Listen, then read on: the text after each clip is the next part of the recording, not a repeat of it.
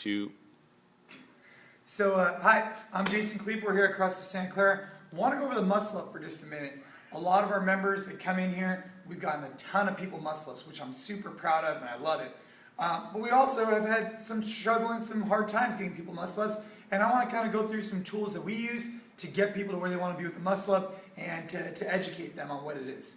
First off, what I want to do is demonstrate what a muscle up is. For those of you who don't know, it's simply taking yourself from the bottom position, your arms locked out, up and over the rings, pressing out to full extension over the top. You can also do that with a kip. I did it with a slight kip, but mainly strict. Okay? So let's look at what the meat and potatoes is of the muscle up. All we're really doing here is the highest pull-up we've ever done to the deepest ring dip we've ever done. So if you could do a ring dip well, and if you do chest to bar or chest to or bar to maybe belly button pull-ups, you're simply one step away from getting your first muscle up. That transitional piece, though, is where a lot of people have the challenge. So let's go ahead and begin on some of the things that we do here at CrossFit Santa Clara to develop if an athlete is prepared to move forward. First thing I want to do is, can the athlete stabilize himself on the rings? Okay? These rings aren't unstable. It's the athlete on them that's mainly unstable. What I first want to do is I could spot them on this, but I want to see, hey, can they do this? Okay. Once they have that, can they do a ring dip, right? So maybe I'm here on the side, spotting them, whatever it may be. They're here, they're down, they're up, okay? So now I can get them to do a ring dip. Once they have a ring dip, I'm excited. I'm pumped, okay? What I do when I talk about the ring dip is I explain to them that at the bottom is their catch position. That's their receiving position. And when we're going through our next progression, that's where they're going to receive their body. So now, let's talk about the key components. We've referenced that it's a high pull-up to a deep ring dip. Now what I want to talk about is the transition between point A and point B. A couple things you want to keep in mind here is the false grip. If you want to come on in on this. This right here is a regular conventional grip. This is a great pulling grip, but it's a terrible pushing grip. Okay? Terrible. What this is called is going to be called a false grip. And a false grip is key, especially for getting your first muscle up. What a false grip is going to look like is the bone of your wrist right here is going to be placed right there on the ring. And you're going to wrap around. Now with this grip right here, guys, I could pull, but I could also push. So it's not only a pulling grip, but it's a pulling grip and a pushing grip. It also shortens up these levers so I don't have as far to pull before I could transition over to that second position. So it's key component number 1, false grip. Key component number 2, keeping the rings in tight during the transition. So now, I place my feet directly underneath my body, underneath the rings. I have a false grip on the bar. I lean back into this position. From here, I pull to my sternum, drive my head through, finish in the receiving position, aka the bottom of the ring dip. Watch one more time. I'm back, I'm here, I drive my head through. Once I develop that with the athlete, we're then going to start doing it a little bit faster, right? This is a violent movement where you're driving here and then really hitting it hard with your chest, you're dropping it.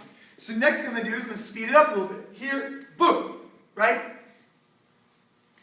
And the key component here is, guys, keeping it in tight. As soon as you transition out, game's over.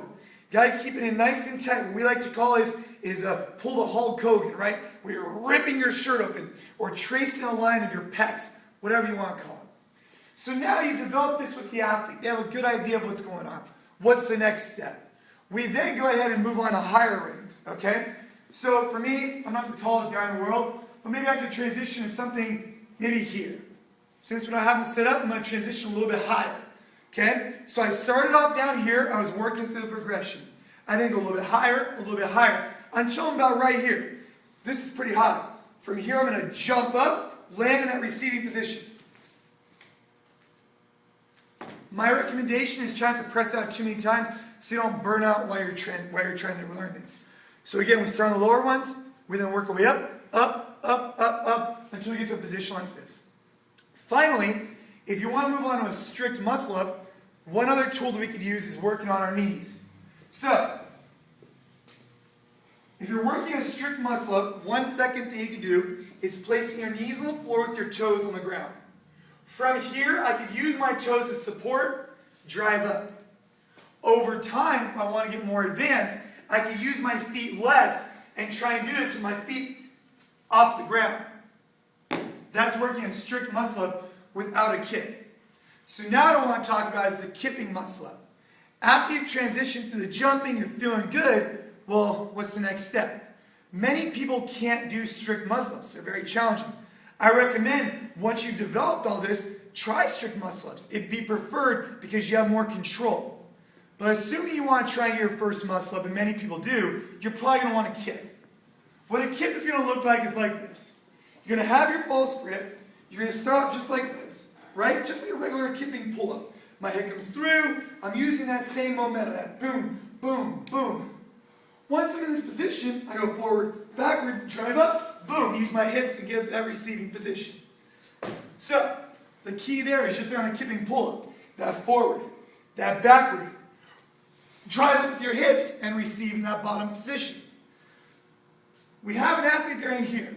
Many athletes are going to have a hard time getting up and over that rings because what will oftentimes happen is this right here.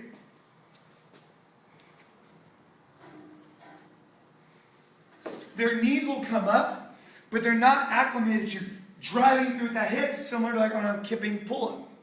One of the tools that we use here across the Santa Clara is a box. So now switching gears, I talked about the strict muscle up. If you're working the kip, what we like to do, you have a false grip right here. You place your feet on a box. So what we're referencing is that this individual is having a hard time correlating the direct hip drive with when they get on the rings. So one thing we can do is here. So now they're in that false grip position. This mimics where they're at when they get on those rings. What I have them do is I raise up, drive to the hip, finish in that receiving position. Drive to the hip, finish in that receiving position. I develop the athlete that explosive power coming out of that hip. I then take them back on the rings. Take them back over here. Take them back over here. Take them back on the rings. Whatever it may be. Okay? Couple key components. 1, false grip. Gotta have a false grip. 2, staying tight. 3, build it up. Okay? Start with your athletes here. Then pull-ups maybe. Then work the transition. After you work the transition, work on higher rings. Higher, higher, higher. Jumping a little bit harder.